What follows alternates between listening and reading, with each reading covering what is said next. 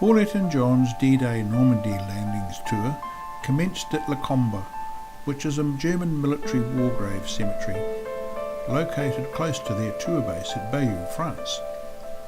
Presently containing in excess of 21,000 German military personnel of World War II, it is maintained and managed by the German War Graves Commission through voluntary donations.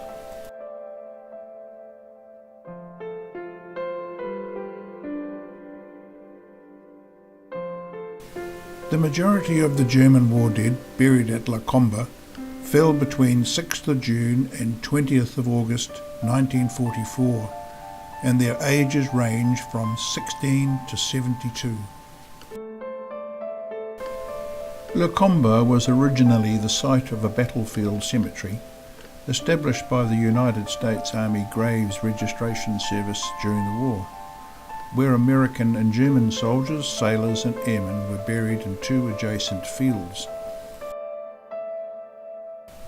After the war had ended on the continent and paralleling the work undertaken to repair all the devastation that the war had caused, work began on exhuming the American remains and transferring them in accordance with the wishes of their families. Beginning in 1945, the Americans transferred 2/3 of their fallen from this site back to the United States, while the remainder were reinterred at the new permanent American cemetery and memorial at Colville-sur-Mer, which overlooks the Omaha Beach landing site. La Combe was officially inaugurated as a German war cemetery in September 1961. Since that date, the remains of more than 700 soldiers have been found on battlefields across Normandy and reinterred at La Combe. Layout and landscaping of the site began immediately after formal handover, which today has created at its centre a large tumulus, flanked by two statues and topped by a large dark cross in basalt lava, which marks the resting place for 207 unknown and 89 identified German soldiers interred together in a mass grave. The tumulus is surrounded by 49 rectangular grave fields with up to 400 graves each. On the large green grass area, the graves are identified by flat grave markers.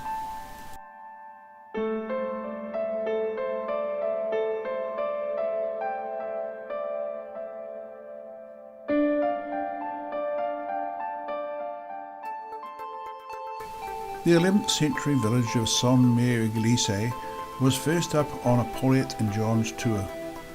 The village's claim to fame is that it played a significant part in World War II Normandy landings, as it was one of the first villages to be liberated. In the early morning of the 6th of June 1944, US paratroopers occupied the village, tasked with securing the key crossroads at the village and controlling the causeways through flooded farmland behind Utah, so the infantry could advance and land. Due mainly to poor weather, many of the paratroopers were unintentionally dropped directly into the village, which resulted in heavy casualties. Adding to the dilemma, some buildings in the village were on fire that night, likely from flares.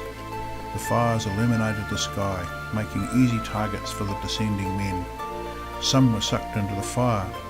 Many hanging from trees and utility poles were shot before they could cut loose. A well-known incident involved paratrooper John Steele, whose parachute caught on the spire of the town church and could only observe the fighting going on below. He hung there limply for 2 hours, pretending to be dead, before the Germans took him prisoner. The incident was portrayed in the movie The Longest Day.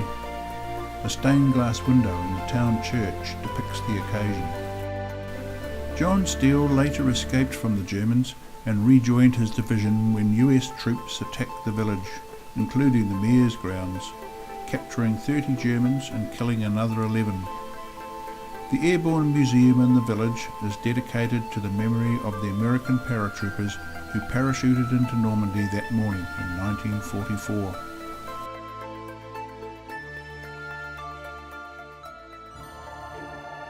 Utah Beach was the next stop on Paulette and John's D-Day tour. A first impression of Utah Beach was its remoteness, with massive coastal sand dunes that seemed to go forever and the low-lying marsh-like hinterland.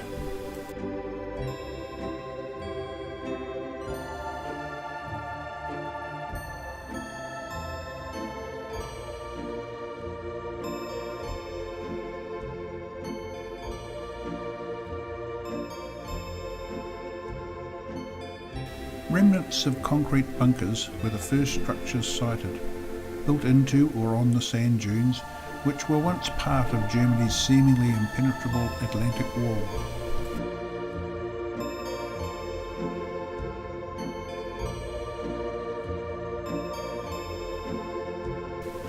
Lifelike statues of infantrymen storming the beach from their landing craft was most impressive. You almost felt part of the action when the landing craft dropped their doors on that significant morning in June 1944.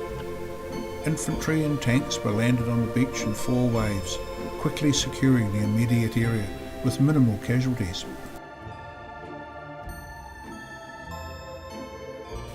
Czech Hedgehog static anti-tank obstacles were found scattered around the landing location. The Higgins Boat Monument and lifelike statue of Andrew Higgins was a fitting tribute, as it was he who developed the 1089 craft used for the beach landings on D-Day. A small cutting in the sand dunes leads to the landing beach. Sturdy fences in the cutting needed to be negotiated before setting foot on the actual beach itself. Remnants of some type of concrete barrier were seen within the sand, which served an unexplained purpose.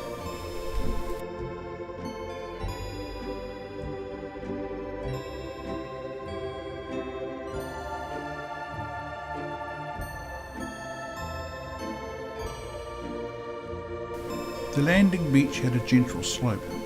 Numerous sandbars could be seen well out to sea, which had provided some difficulties for the landing allies as the depth of the water varied considerably, resulting in many troops drowning trying to get ashore. Vital equipment was also lost as a result of the variable water depths.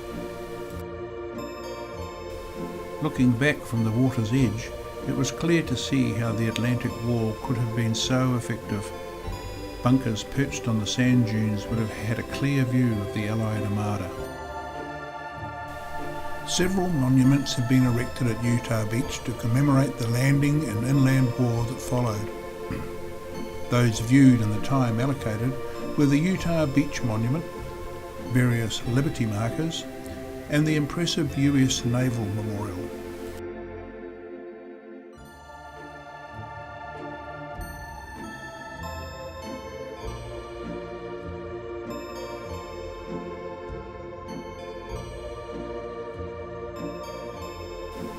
The small tour group enjoyed light lunch in a house nearby the beach. The pathway into the grounds contained some wartime bric-a-brac. Around the dining room walls and windowsills, however, was some remarkable German Armed Forces memorabilia, including uniforms, communication and other general equipment. Even an Allied paratrooper's silk parachute was draped around the ceiling. All this memorabilia added to the sense of the occasion for the Utah visit.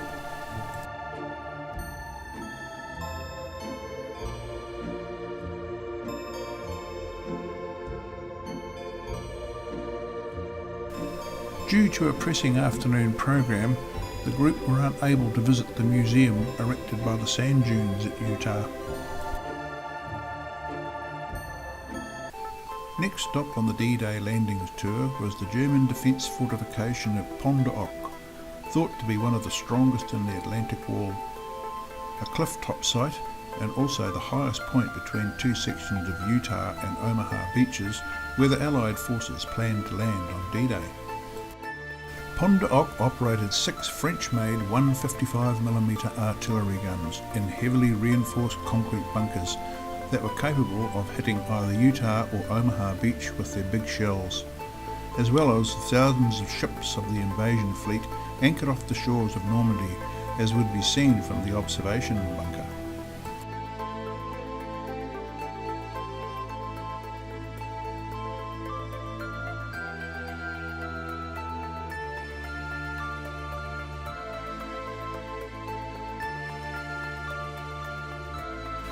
In the weeks leading up to the D-Day invasion, the entire Normandy coastline was aerially bombed by the Allies.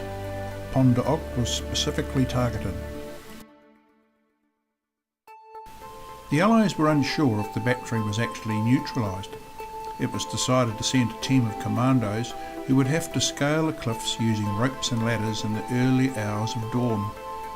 After a perilous landing on the beach, the US 2nd Ranger Battalion finally struggled to the top, only to discover, to their astonishment, that the Germans, after suffering bombardment before D-Day, had moved the surviving 155mm guns from Pont d'Oc and repositioned them in a hedgerow south of this location.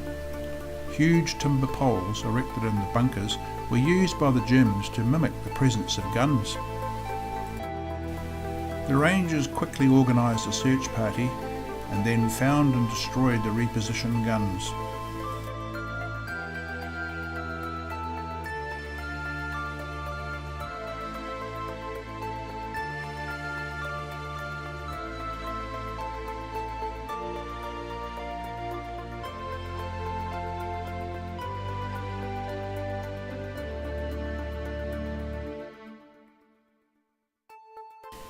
The French government erected a symbolic granite dagger atop bunker number 13 as a monument to the Rangers' brave efforts in capturing the fort. The American Battle Monuments Commission assumed responsibility for it in 1979.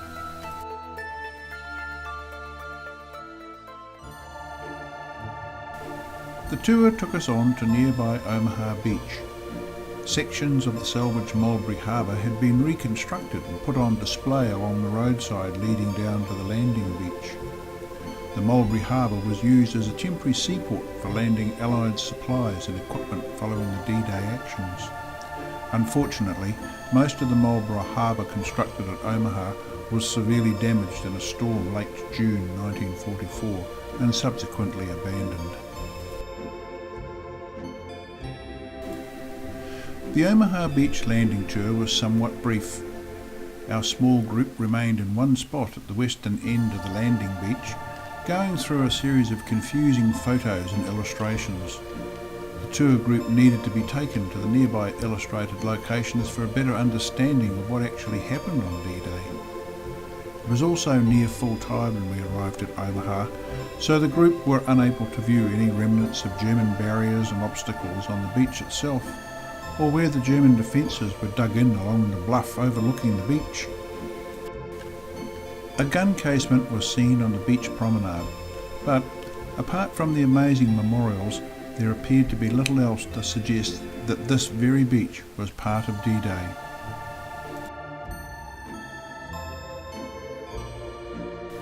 From John's research, it appears as though the Germans had a maze of underground fortifications, machine gun nests, bunkers, living accommodation and miles of interconnecting trenches in and on the bluff behind the beach.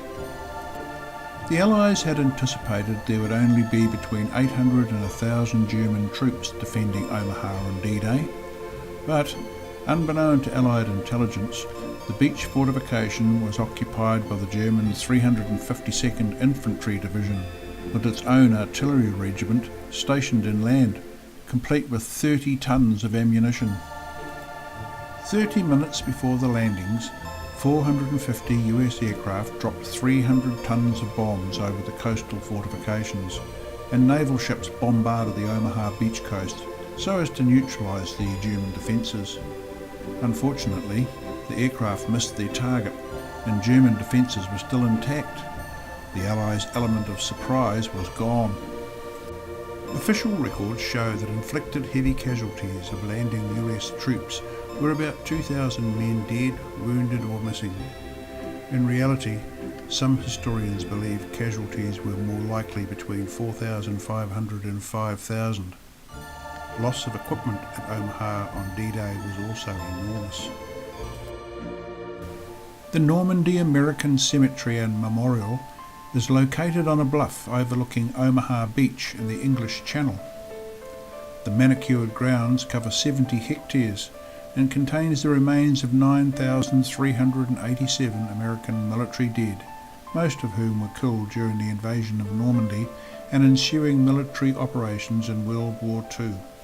Included are the graves of Army Air Corps crews shot down over France as early as 1942 and 3 American women. The names of 1,557 Americans who lost their lives in the Normandy campaign but could not be located and are identified are inscribed on the walls of a semicircular garden. This park consists of a semicircular colonnade, a loggia at each end, containing maps and narratives of the military operations. At the centre is a 22-foot bronze statue entitled "The Spirit of American Youth Rising from the Waves" and an overhead mural. Facing out from the memorial is the reflecting pool, then the mall with the burial areas to either side, and the circular chapel beyond. The cemetery offers a sombre and heartfelt reminder of the ultimate sacrifice made by so many young men and women, with their headstones lined in perfect rows, showing their names, ranks, state of birth and the day they passed. Sadly, some headstones depicted their identity as known but to God. Many of the soldiers were as young as 17 or 18 years old.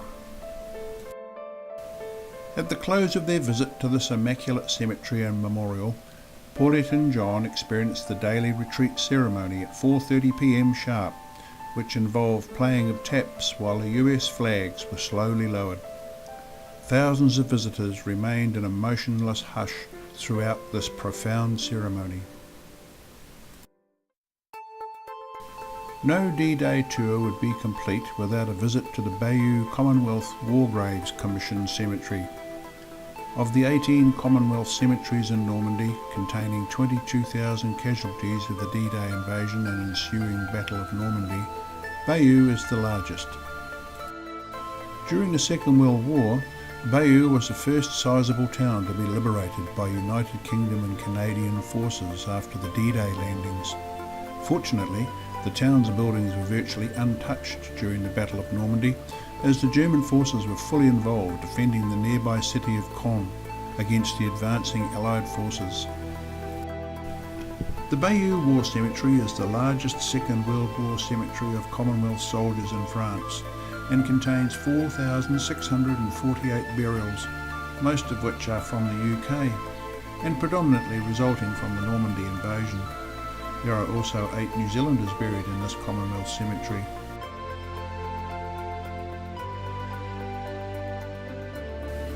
The total burials also include the graves of 466 German soldiers.